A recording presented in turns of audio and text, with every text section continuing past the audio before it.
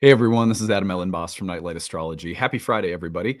Today we are going to talk about Pluto at the last degree of the sign of Capricorn for the next couple of months, and a few of the connections that Pluto is going to make to the other outer planets, Uranus and Neptune, and why this is such a big deal.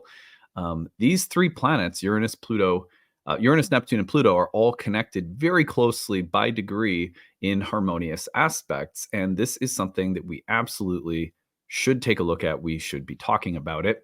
And I want all of us to take a look at this today. So, what I've done is I decided one of my favorite uh, astrological cookbooks for archetypal combinations comes from a book called The Archetypal Universe by Butler, who is a colleague and just a really nice guy. And I really appreciate the way that he wrote this book. It is very accessible and helpful for astrologers to learn archetypes. And also, I often will turn to this, read through some of his descriptions, and use it as like a launch pad for some of my own creative process as a content writer. And so I've just got like my book is like falling apart. I've used it so much. I love this book. And so I want to read you some of the things that he has to say about Uranus Pluto, about Uranus Neptune, about Pluto Neptune. And then when we put all of those things together, you'll understand why this is such a significant moment. We should not be sleeping on what Pluto is about to do with these other outer planets. So that's our goal for today. Before we get into it, don't forget to like and subscribe. Share your comments and reflections if you have them. If you have a story to share ever, use the hashtag grabbed. Name the transit in the comment section with the hashtag grab. Tell us your story. And then, or you can email it to us, grabbed@nightlightastrology.com, and we may use it for a future storytelling episode. I will also be reading some of those in our horoscopes of the month with Alexandra and Whitney. So, yeah, if you have a good story to share through any of the transits that we talk about on this channel, feel free to use that hashtag.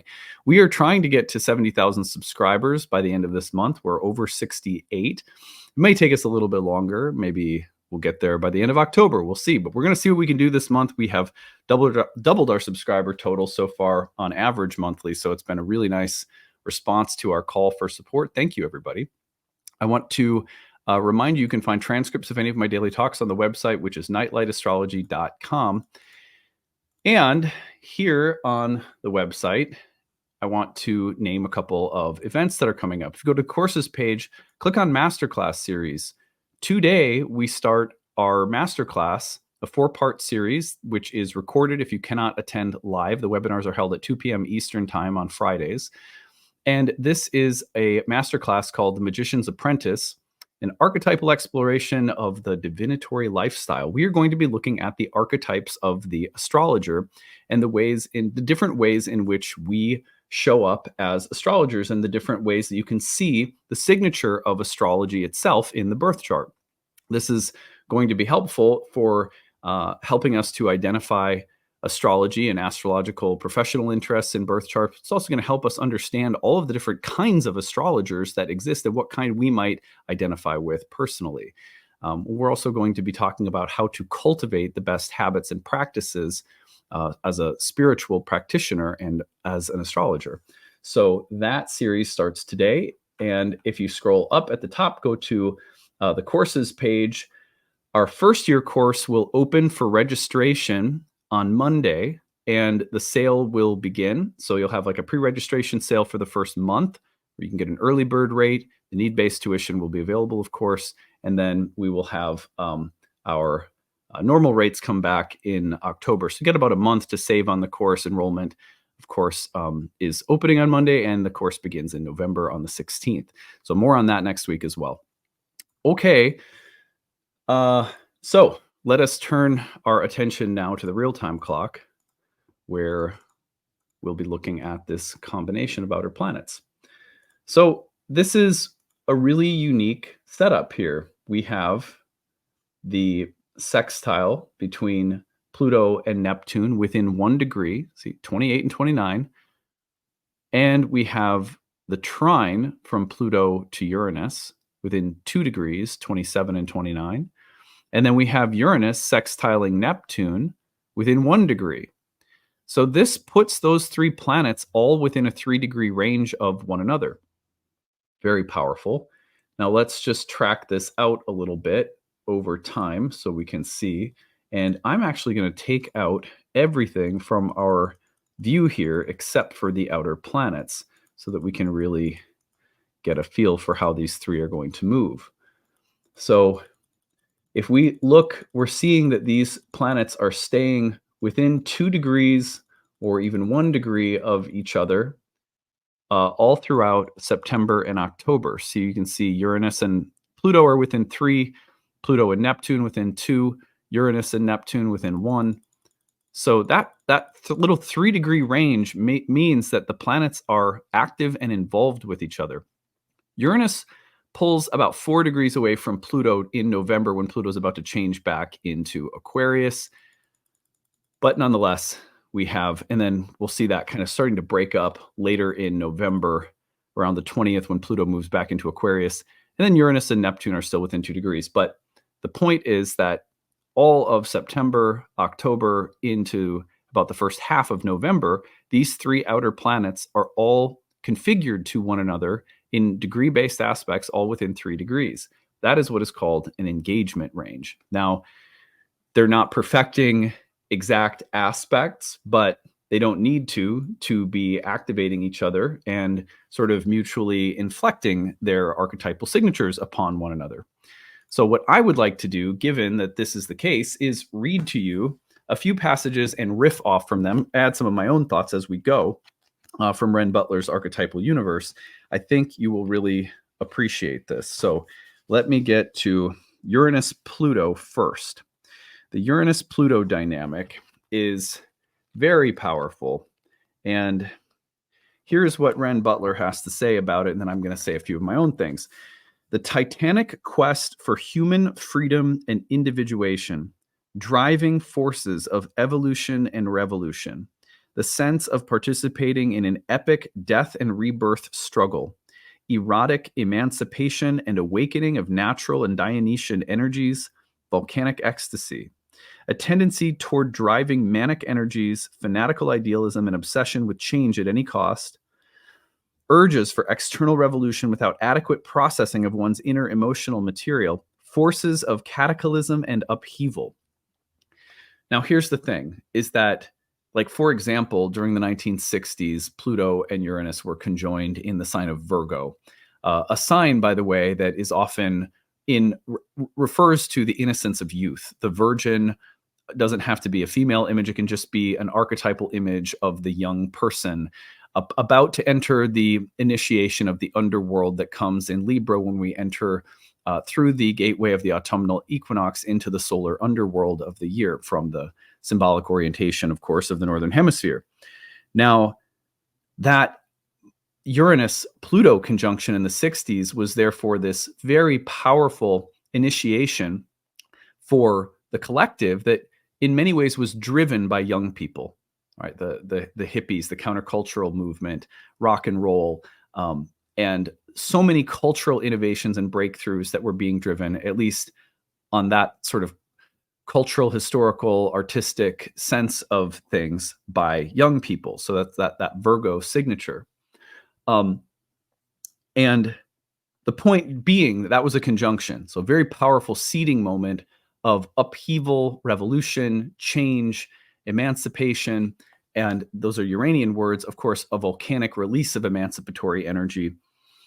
So the two planets are dancing really close to one another right now. Again, Uranus and Pluto in Earth signs, which means that the two planets have the power to bring about a kind of upheaval and transformation, a revolution and catharsis, but they have the power to do so somewhat harmoniously because they're in a trine with one another, which means they have a kind of smooth flowing connection. Conjunctions, squares, oppositions tend to be much more intense.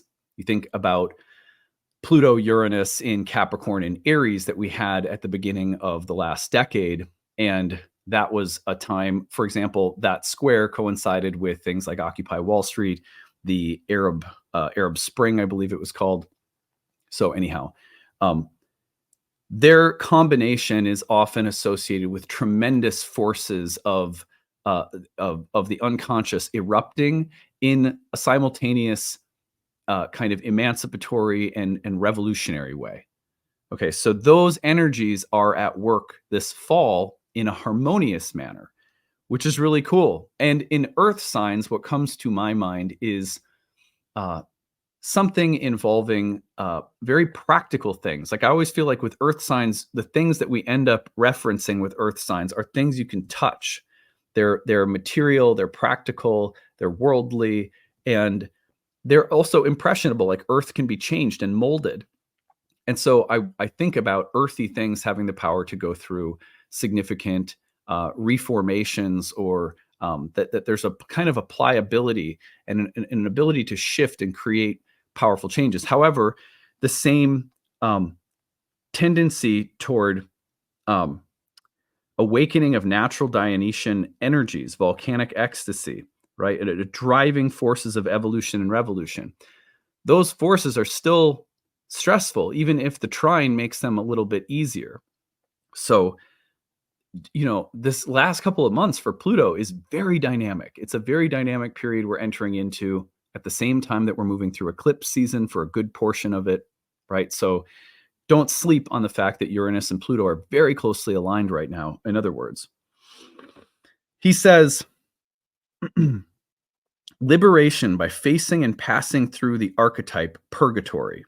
Activation of the inner kundalini or primary energies of the base of the spine, which are portrayed in the ancient medical symbol of the caduceus. Sequences of cosmic energy moving through the body, the healing effect of cathartic shaking and tremors, profuse sweating, hypersalivation, vomiting, and explosive discharges of aggression as people relive their births, experiential rites of passage. He goes on and he says that this is also a quest for deep transcendence. If you wish to live, you must first attend your own funeral. Out of the wreck I rise. The reclamation of wildness, the call of the wild, free nature, driving feelings of purpose and direction, a sense of human history being drawn toward a predetermined evolutionary goal.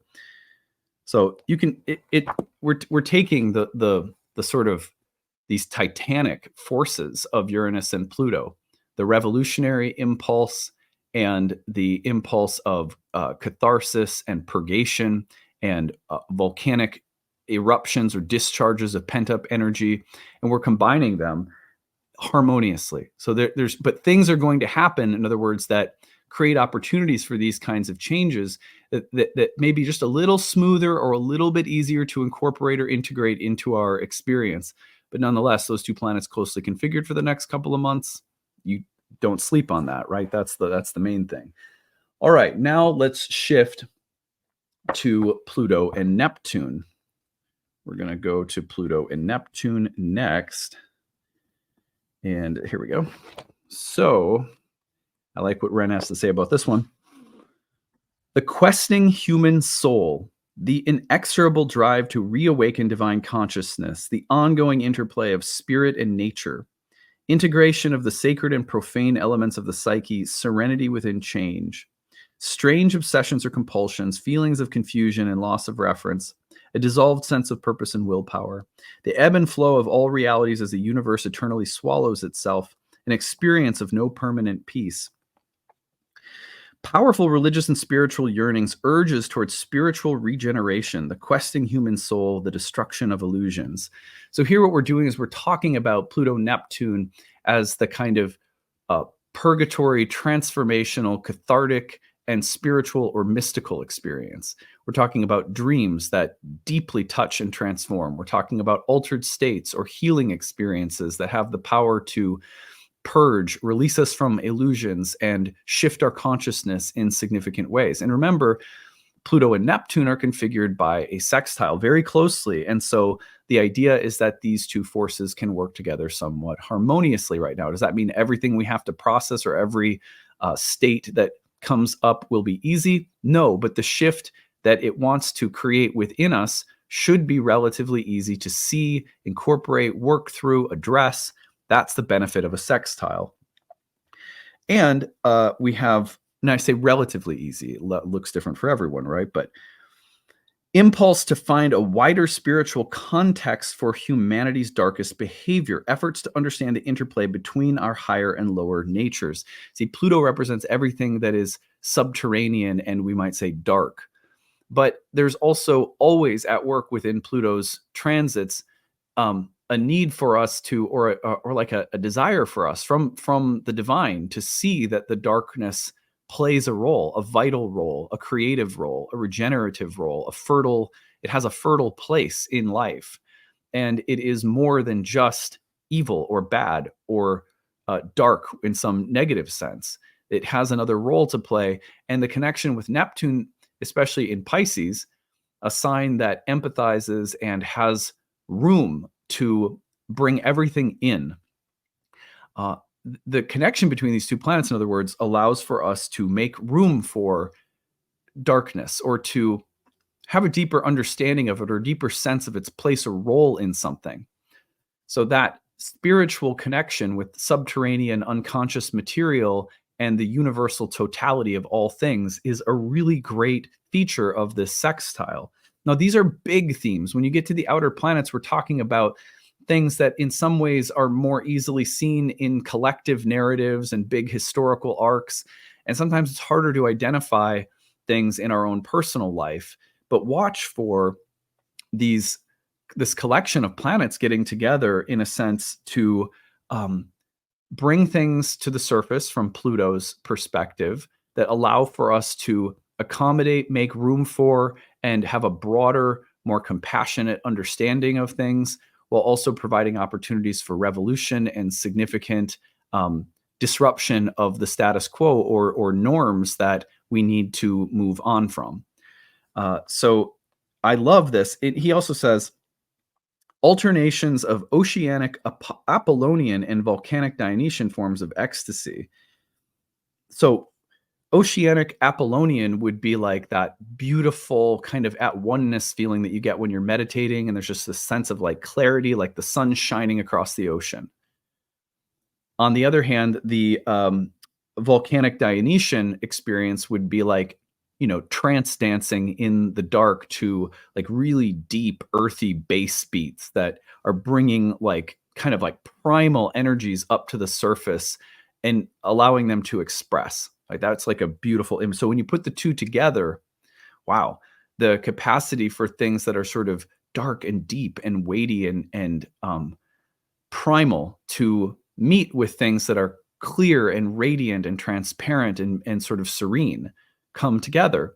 And that's why there's such an amazing ability over the next couple of months to accommodate elements of darkness, elements that are often unconscious and somewhat taboo, or that feel like, well, this dark thing can't work with this light thing. No, it can. The two have this space of being able to understand and work cooperatively together right now. And then when you add that into the Uranian themes of individuation, revolution, wow, what a mix we have, right? And that's what I'm saying. Don't sleep on this. The outer planets, especially if you have planets at the late degrees of cardinal, mutable, or fixed signs right now, right? If you've got from say 26, 27, Taurus, or Pisces, or Capricorn in particular, you will very much feel these energies. But if you have planets from say 26 through the end of the signs of any of the fixed, mutable, or cardinal signs, you're going to be getting squares or oppositions from some of these. And that will also be a major impact for you. All right, so when I put these together, he has these planetary triads, and we're going to look at those. Here's the last entry in the book because it's the last three outer planets. Uranus, Neptune, and Pluto. An empowered vision of human emancipation.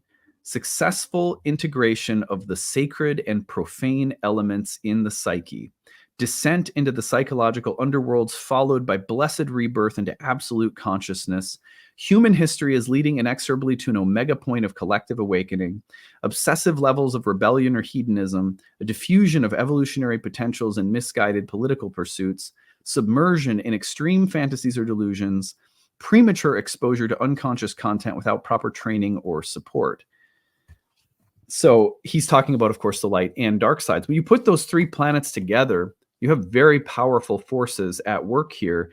And one of the things that I think he's pointing toward is be careful that these energies coming together don't lead toward a kind of a diffusion of your energies into too many things that are sort of selfish, hedonistic, nihilistic. Not that you have to be a hedonist or a nihilist to also fall victim to these energies. Let's be clear about that, because we all have little seasons where we drop into acting like nothing matters, or acting like our choices don't have consequences, or acting like we can just follow any of our impulses willy-nilly. These energies without a container, I think, could be sort of seductive and lead us into an expending of energy in a lot of different wild directions rather impulsively. But on the other hand, the idea here is that these three planets getting together all harmonious with one another, can also lead into this kind of a sense of matching the energies of mystical, compassionate, emotional, and imaginative sensitivity in Neptune with the revolutionary and emancipatory and individualizing elements of Uranus, with the deep primal forces of Pluto, the subterranean and unconscious dimension that erupts with great force. Like, put those things all together harmoniously in the next couple of months, and you have a really beautiful pocket of time within which we can do some really good work. Like, spiritually, I see these outer planets collectively as opening a kind of portal for spiritual growth. When things happen over the next couple of months, and they will, with these energies at play, it's as though there is more room to accommodate, grow, learn, and feel like, yes, this is a moment of cosmic conspiring toward my growth, for my growth. And like, I feel like all moments are like that, but some moments you feel it and you know it a little bit more because the transits are just a little bit more obvious about it. I feel like when the outer planets get together like this, there is this sense of like really deep, heavy, slow moving plates, archetypal plates moving around that represent life philosophies, that represent paradigms that are intersecting and coalescing in a moment to be like, see. So anyway, I think these are great. One other thing I wanted to mention is when you put Uranus and Neptune together, I want to touch on that really quick. Here it is. Uranus and Neptune also have a really interesting experience. Revolutionary changes in consciousness, an exciting rebirth of vision and idealism, feelings of cosmic unity and compassion, transcendence in every direction, the open universe. Also, tendencies toward escapism and fantasy, hyperstimulation by imagery, wishful thinking and lack of discernment, religious and spiritual extremism. Now, I'm not as worried about some of these shadows of extremism and sort of like the crazy destructive side of any of these, because they're all in flowing, easy connections with one another. And I think they just act a little less extreme when they're configured in that way. But notice that what he's saying about Uranus-Neptune, which is so valuable for us, is that Uranus-Neptune contacts often coincide with great breakthroughs in imagination, in spirituality, in romance, in creativity. It's as though there is a window in which we can rapidly grow and advance through the connection with Neptune. So the growing, the advancing, the liberating, the individualizing of Uranus is happening through a contact with this sort of oceanic, mystical, romantic, imaginative energy. Beautiful, just beautiful. So to me, the little dance the outer planets are doing for the next 2 months is something that I realized myself I wasn't looking at closely enough. I started thinking about it and I was like, my God, when do we get the 3 planets all configured so closely and harmoniously, and just this tiny little time crunch that comes during eclipse season, that comes right in the midst of our lunar cycles that will be playing out the eclipse energies. So I feel like it's interesting, and I hope that you got something good out of hearing about this and have some things to work with going forward. I also feel like, I'm not a mundane astrologer who tracks historical and collective developments on my channel so much, but this should make for a pretty interesting global picture unfolding in the next couple of months. And I will be, as an archetypal observer of life in the heavens, I will be interested to see how that plays out. So anyway, on that note, I hope you're having a good day. One last thing that I forgot to promote, which is my next upcoming webinar. I want to just take you over to the website really briefly for that. Let's see if I can get this right. Yeah, so I forgot to mention that this month, my next webinar is coming out on Venus. So we are going to be looking at the 12 love languages of Venus, which is a way of talking about the story that Venus tells in our lives, in our charts by sign position.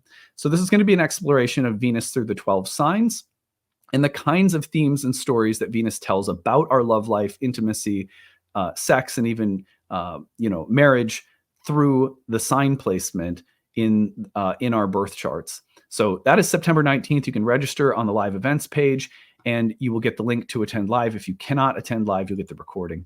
So I hope you're all doing well. Remember, registration for year 1 opens next week. I'll be promoting that as well. Can't wait to see a new group of students diving deep into ancient astrology with me. That's going to be really fun. Hope you have a great weekend, and we'll see you again soon. Bye.